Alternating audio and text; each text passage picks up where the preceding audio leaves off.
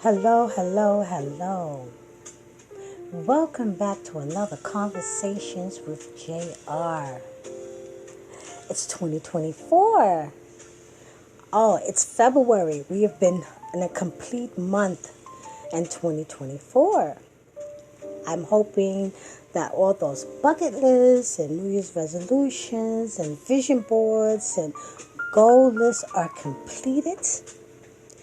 And you are on your way to accomplishing those visions and those dreams and making them into reality. How is your mental health? How is your emotional health? Are you practicing good self-care? Are you taking care of your spouse? How are you taking care of your children? Are you disconnecting from technology, the phone, the computer, social media, the TV, and just spending some quality time having some good old-fashioned conversations? Today's discussion, the 50-50 relationship rule when it comes to finances. Yup, you heard me, the 50-50 rule.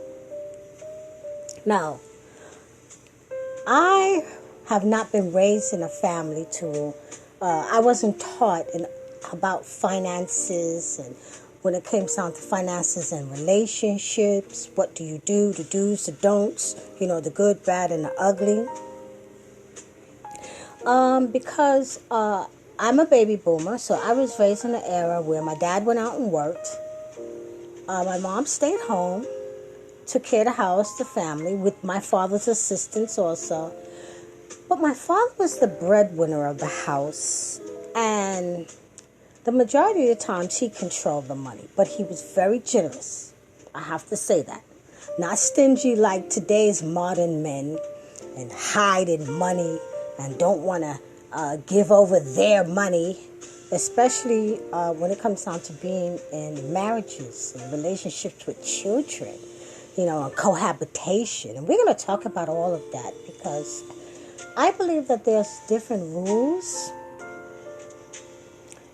for different situations, different relationships. But the 50-50 rule also extends to when men and women are dating. When a man takes a woman out, is he responsible for paying for everything? Should the bill be split 50-50? Who should take care of what? It's the same thing in the homes. I'm seeing now that a lot of women now are saying that they are having to pay bills. Now, there's nothing wrong with that. I just need you to hear me out. Think about what I'm saying. When I'm saying having to pay bills, their spouse, their significant other, their partner, their boo, whoever it is at these days and times, is telling them that this is the 50-50 rule. The bills are going to be split 50-50. And I would like to know from my viewers, especially the ladies, how do you feel about that? I'm on my own. I've never been in a 50-50 situation. I was married once, a very long time ago. Long time ago. And the burden of me having to cover so many bills because my then spouse was irresponsible with money created an atmosphere of anger, resentment, and bitterness towards him because I felt like he was not holding up the end of his partnership or agreement as a man. So I found myself having to go out and work more hours, extra hours, because I had to cover the home. I had to cover specific things in the home. And he was okay with this. And every time that I would approach him about the situation, he would make up so many excuses. Like, you women, you're so hungry. And you act like y'all can't spend your money. And it was just horrible. It was just horrible. So anyway, I am 60 now. I left him when I was 30. I'm 60 now, from 30 to 60, I have been taking care of everything in my home for myself.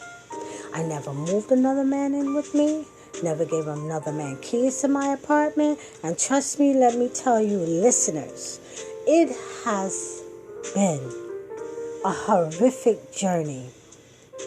Some women make it look easy, but it's not.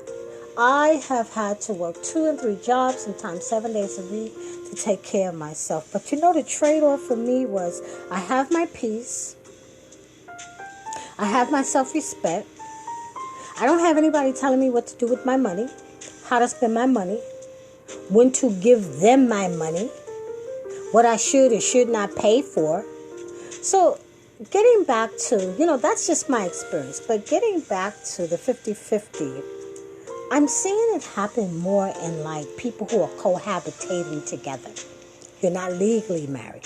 Now, if that's what works for you, I'm not saying that you have to be legally married, whatever, and having children and raising these children, and whatever financial arrangements that you have with your partner, think about it. Is it the 50-50 rule? Is it the 60-40 rule? Is it the 80-20 rule?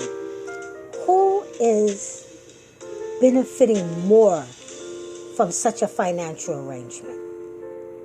I know that there's different levels of incomes. Some spouses make more than the other.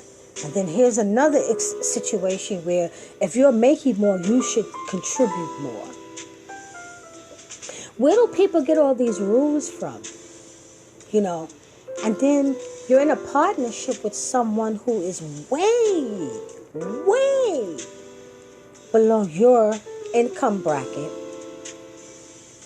And this person doesn't contribute as much as you do to the household bills, whether it be rent, food, light, gas, cable. There's so many bills now. Car insurance, gas. The 50-50 rule, I think, is something, when you talk about finances, I think it's something that people should really sit down and talk about before they get lost in, I'm buying her, I'm giving him, I'm contributing to this, he's not contributing to that, because money is evil.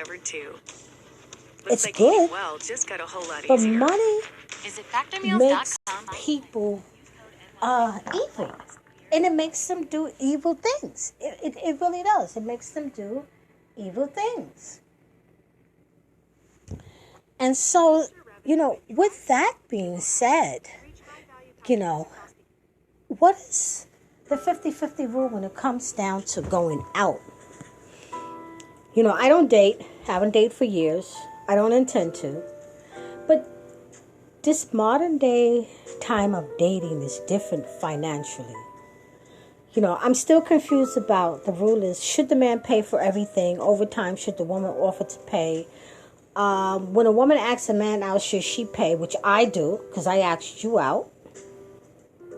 I have bought Broadway tickets and invited a date out. I have bought tickets to sports events and asked the male to go with me. I have bought tickets to concerts, but at that time, that's what I wanted to do. And the males that I was entertaining at that time, they just said, hey, you bought the tickets. I got dinner. So that was an agreement that we made. But now we are living in a society where, men figured after about 3 days, 4 dates, I'm spending my money. Hey, what's in it for me? Women feel obligated. Men are making women feel obligated. This is the reason why now you have women who prefer to go out with groups of women, who prefer to go out with their sister friends, their blood sisters, their mothers, their aunts, because they don't want to be feeling obligated. They don't want to feel forced, because that's the atmosphere that some men set up. It's, I'm spending my money on you. What am I getting in return? But then, here's the kicker. When a woman offers to go 50-50, man has a problem with that. She wants to go 50-50 because she does not want to feel like she owes you anything. Or sooner or later, you're going to be like, yo, so when we going to get together? And you know what get together means. He means when is he going to come over and y'all going to hit the sheets? That's what that means. Women are taking themselves out. They are traveling. They're doing everything because this modern day allows women of all color to earn a higher income, to get a higher education, to move up in their careers, to get good civil service positions. Because the thing with men and money seems to be a big issue. It really, really seems to be a big issue. My female listeners, ladies, you know what I'm talking about. They watch how you shop,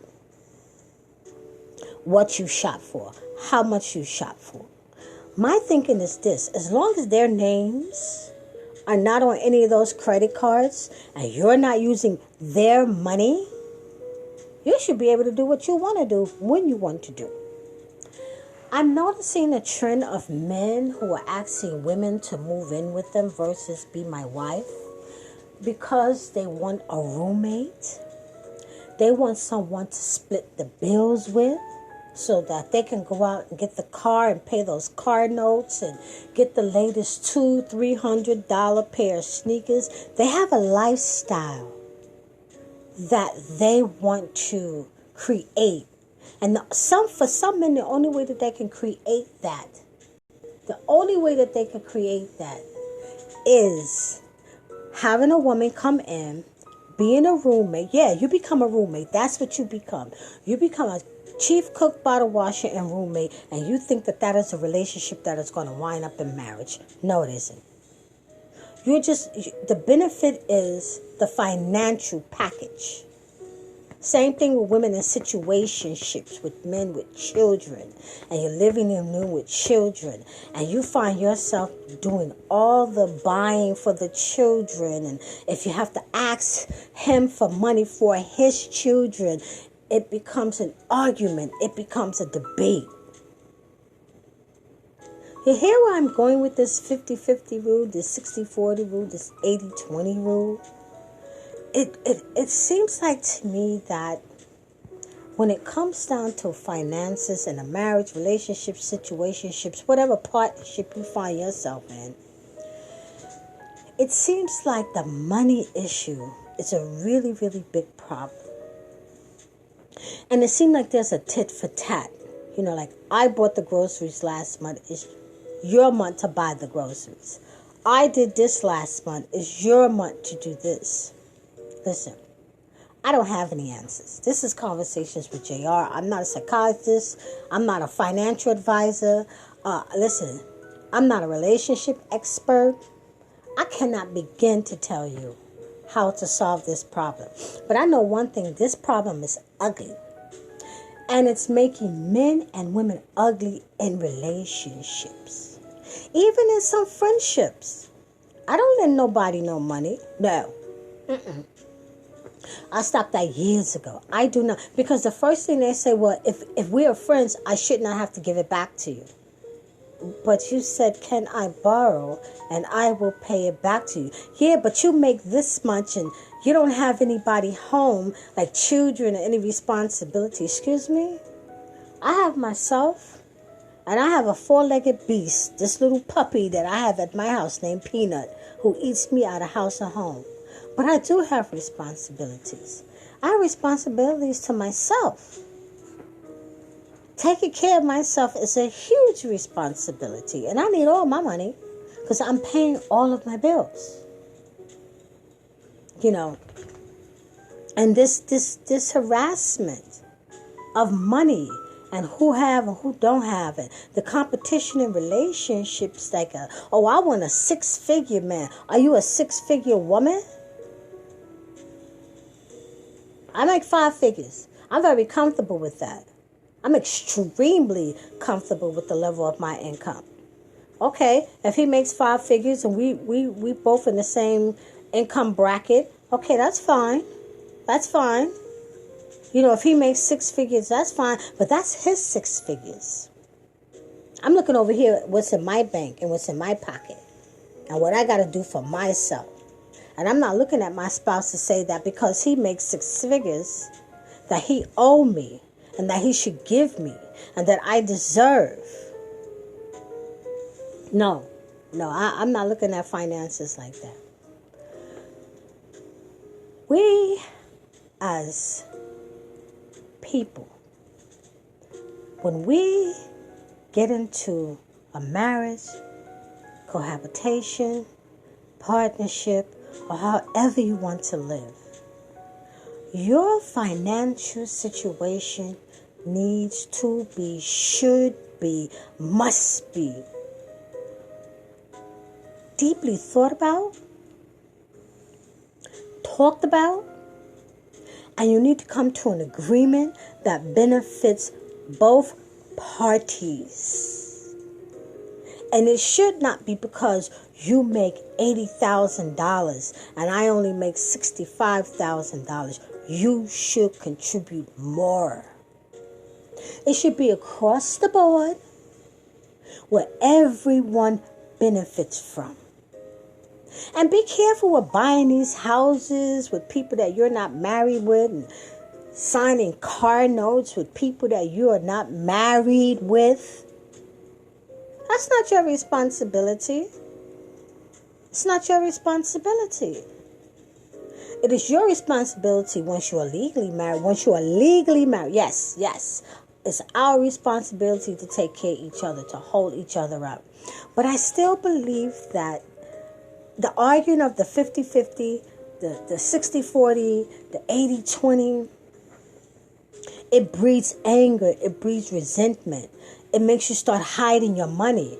And that's no good in a marriage. I don't care about no relationship because we're just in a relationship or a partnership or a situationship. But when it comes down to people being married, and after a while, after a couple of years of being married, there's certain things that you need to discuss. There's a will. There's a living will. There is your retirement. What account are you going to put money in to pay bills? And not all this hiding money and lying and maxing out credit cards and all this other kind of things, and you're not building towards a financial goal. I don't know who should pay for what when they go out. I really don't. If I personally, this is my personal experience, if I ask a man to accompany me someplace, I'm going to make sure that I'm able to take care of the situation financially. I think that there's too many expectations, and we put too many high financial expectations on people that we're just dating, or boyfriend and girlfriend. I'm 60 years old. It's time out for that boyfriend and girlfriend. Our partners, our companions. Do we put too much financial expectations on our marriage and our partners that we are expecting certain things from them in the finance department? That's something people need to sit down and talk about. It is really something people... I hear people say, well, I bought him cologne last month. Let me see what he going to get me this month. Really? If it's all about finances, if it's all about tit for tat, if it's all about you give me, I give you, we trading gifts and all this other kind of stuff, then people need to think about that. You really need to think about it. I have the privilege of going out with, when I was dating, a few gentlemen that when I offered to help pay for their bill, listen, they were like, the response that I got from them, and I don't know, it was because they think that I was challenging their manhood, or if they thought that I was challenging their ability to support this date financially. Because listen, I am sorry, I have gotten to a status in my life. I don't do no Applebee's. I don't do no Cheesecake Factory. Get after me. Come on, get after me. I want to go to dinner. I want to get dressed, and I want to go to dinner, and I want it to be an eloquent dining experience. And so that's one of the reasons why I offer to help to pay. I help to offer to leave the tip. I'll pick up the drink tab. Now, in some situations, my brothers was like, go ahead, leave that tip. But I got everything else. But, like, what happens when you're going on and on and on? People got bills, car payments, rent. You know, they got these baby mamas out here. But I don't do baby mama drama. You got some kids. I'm not dating you. But anyway, that's it. This conversation has been dedicated to us, my listeners, men, women, to think about the 50-50 rule when it comes down to our finances and marriage, dating, cohabitation. Think about your finances. Think about you're taking this person on and they don't have a job and you know it. Think about you're taking this person on and this person does not make as a higher income that you do, but their income is consistent and they are consistent on this job. You need to think about that. You need to think about your lifestyle. What is the status of your lifestyle? How you want to keep that lifestyle up. I'm very frugal. I pay all my bills. I'm grateful that I'm able to do that. I save, and then I save towards traveling because I like to travel and I like good dining experiences.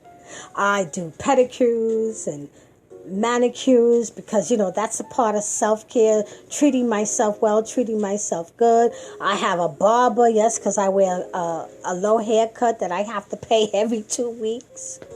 Think about your financial situation. Think about the situation that you're going into.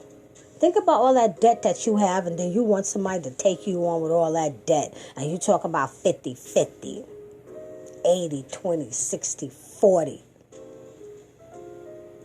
Think about this the next time that you ask someone to pay a bill or to give you money or to lend you money or however the situation may be.